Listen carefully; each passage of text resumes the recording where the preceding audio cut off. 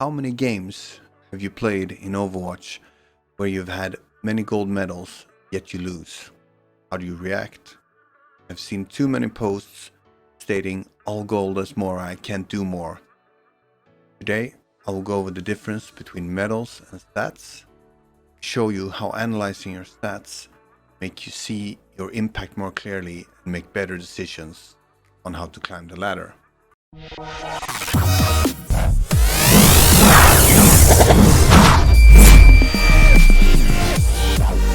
Since I decided to take Overwatch more seriously, I've been thinking a lot about my game. My first rant, I talked about not being consistent and basically blaming my aim and mechanical skills. Now that I've seen a few coaches and really looked at some of my VODs, I see the problem is much more multifaceted than just my aim or just my positioning. Don't get me wrong, I still need to improve my aim, and I still see that as the single thing that can propel my SR higher more than anything else. But when I saw yet another whine post on Facebook from a Mora player whining about losing while having all golds, saying I can't do more, I wanted to write a reply. I tried to formulate my thoughts in a constructive manner. I realized this was a topic far bigger than a Facebook comment, and myself hadn't really explored and researched the topic properly to give any insights to this person. Last time I looked at my stats properly was a few years ago when I was basically only playing Ana. My stats looked good, except for one, and that was deaths. I was really high in deaths. I didn't really think much of it at the time because a lot of my other stats was really high, and I thought I could compensate this by having a high output on nades and sleeps and damage and kills and whatever. But it has gotten me thinking a bit, and I've been thinking about my Widow stats a lot since I saw this post on Facebook, and been contemplating the difference between medals and stats and how you should look at it, how you should feel about it, and how you should use it to help yourself improve your game. So, let's look at my stats currently as Widowmaker. I think the most important stats are win rate, of course. That's where I'm at about 50%. Scoped accuracy is a really important one. I'm at 49%. Critical hits, 14%. Solo kills, 3.77 kills. Final blows, 10.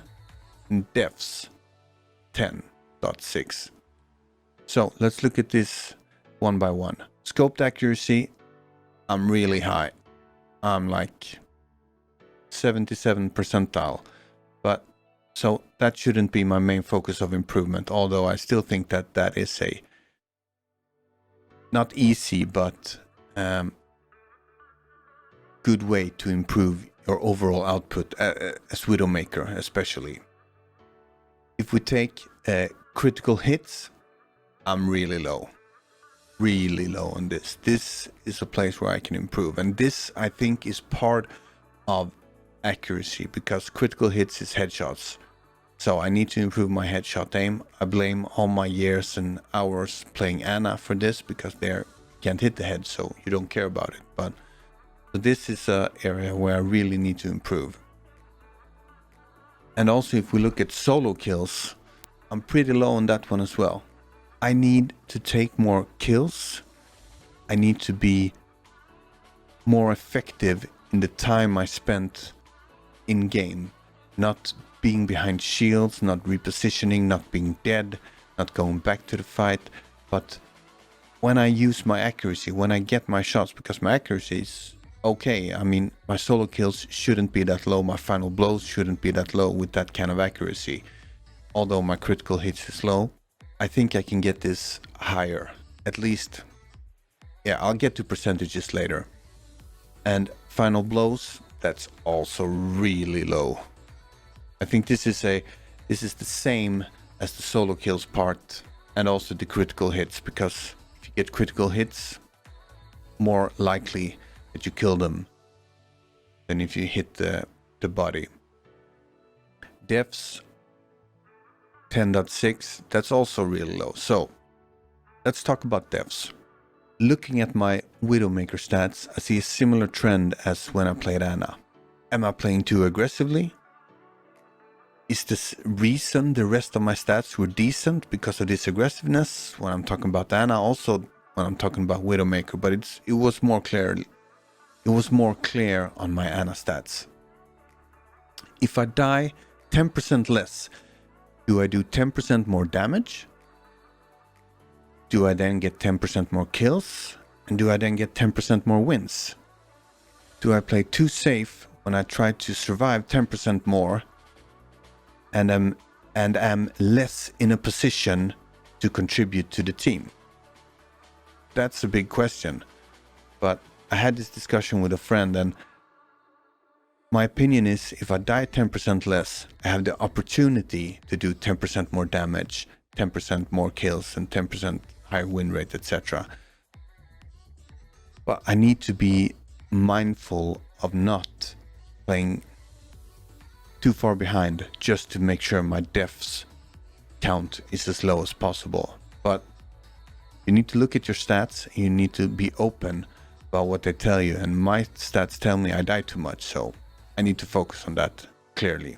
Also, when you're dead, your contribution to the team, to the fight, to the game is zero for 10-15 seconds. Also, you give the opponents ult charge and they gain momentum and so forth.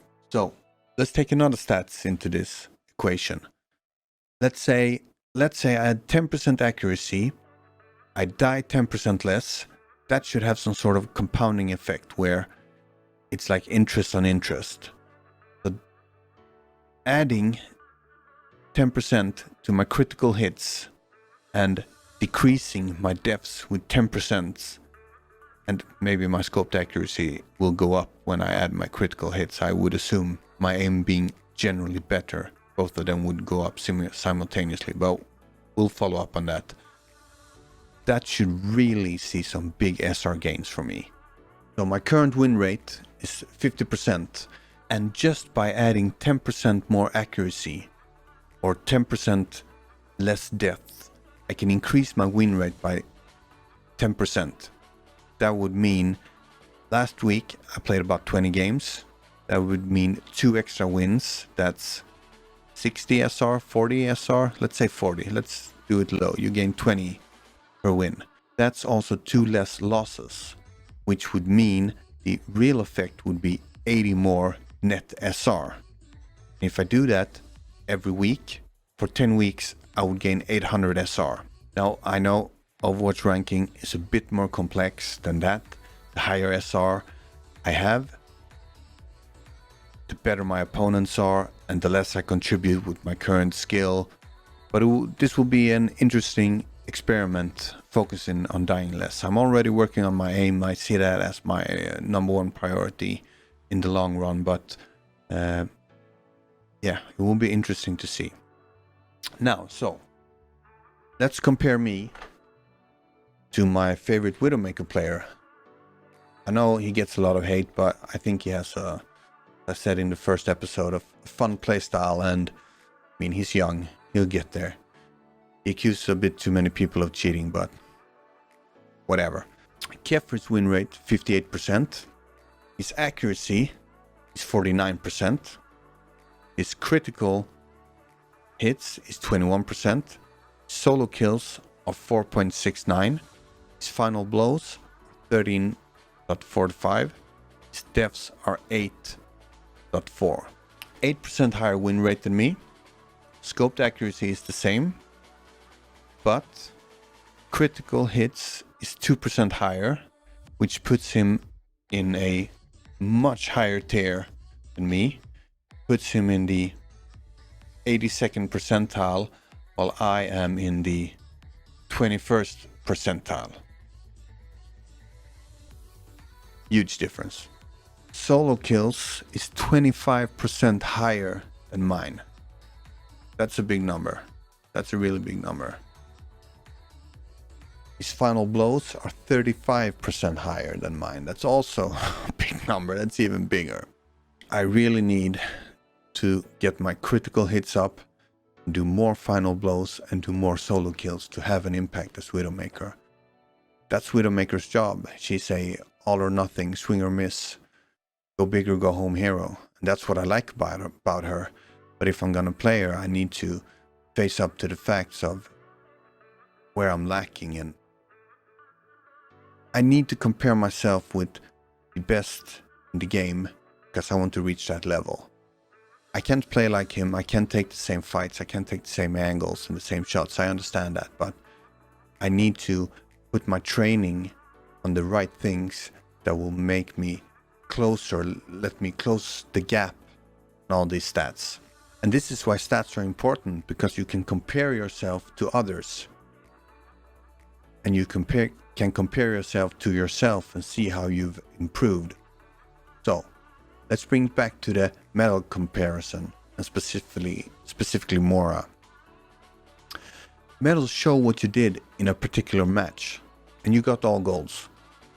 If I play a game with Mora as a healer, I assume she's the main healer. And I would play Zen, Lucio, Ana, probably not Lucius, I really suck at him, but one of those. Then I would focus on being aggressive. For instance, with Ana playing more for the aggressive nades than defensive nades, which would then yield less healing for me. Getting gold healing as Mora would be pretty easy, having me as the secondary healer, having that mindset, playing in that way. And let's be honest, out healing Zen as Mora is pretty easy task, even if she's full DPS Mora basically. Maybe what happened to Mora in that game, where she got all golds and yet still lost, is because of the lack of healing. So, let's say she just out heals me as Ana by a few percent. She gets gold. She doesn't know my healing. She only knows her own healing and her own medal. If she would have focused more on healing and maybe having double my healing, triple my healing, doesn't matter. But she could have kept the tanks alive, which could have then created more space for the DPS to do their job to get the kills that she's trying to get. When she's focusing on getting kills, she might not be doing, or not she might, she is not doing her job, her part in the team. I had a similar mindset when playing Zarya back in the day.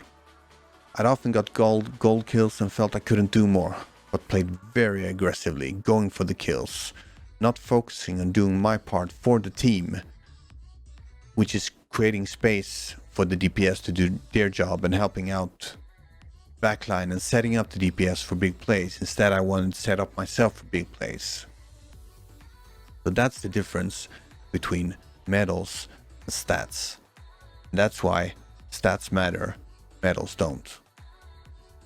So all you Mora players out there, focus on doing your job and maybe don't get gold kills, and you might start winning the matches instead of complaining.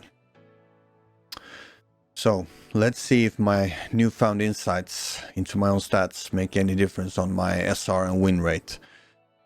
I will get back to this and I will do even more in-depth analysis of it, but I'm feeling you can't have too many areas to focus on, and you can't have too much new information in your head while playing, because you still need to execute, you need to practice, and I need to go over my own game, and I need to find better positions, and I can't do 10 things at once, especially